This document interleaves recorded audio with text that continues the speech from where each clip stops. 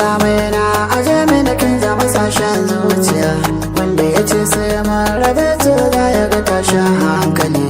Amshi kalamai na aje mini ka zama sashen zuciya, wanda ya ce sai mun rabe to za ya ga tashin hankali.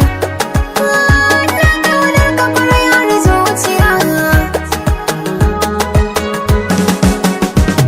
Ya tun haɗuwar farko da ke kan so na ce na sallama, ba wata bayan ki da zanewa yabo in kambama. Ji daga ne na ke zamanto so kafa na sandama, banar ado sai ke musamman in ke kasanyo to zali.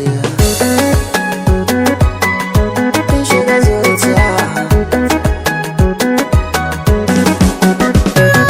Dukkan warja ce rike hannuna ja na mu ta yi gaba, domin na gane mai basira ai ba ya rasa yan uwa.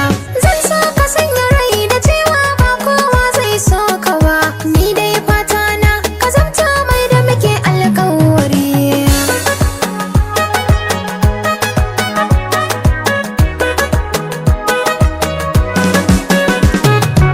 Na ji labarin sha'anin soyayya ai haka yake, ni da ke mun shaƙo da juna to alƙawari mu rike.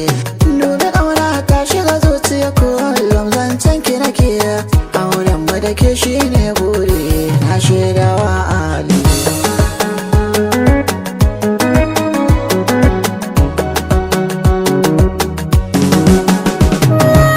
Ka ji komai soyayyar mu da kai ni na dauda mara, na hanya daudar mai nisa ban amsa kira, wanda baya son taron mu da kai ce masa ya makara.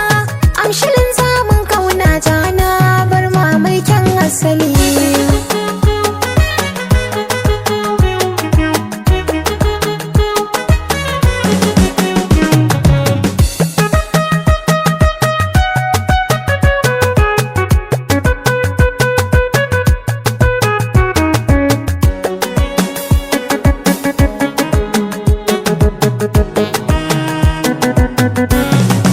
Amshi kalamai na aje mini kin zama sashen zuciya, wanda ya ce sai mun rabe to za ya ga tashin hankali. Amshi kalamai na aje mini ka zama sashen zuciya, wanda ya ce sai mun rabe to za ya ga tashin hankali. Na kaunar ka kwarai har zuciya.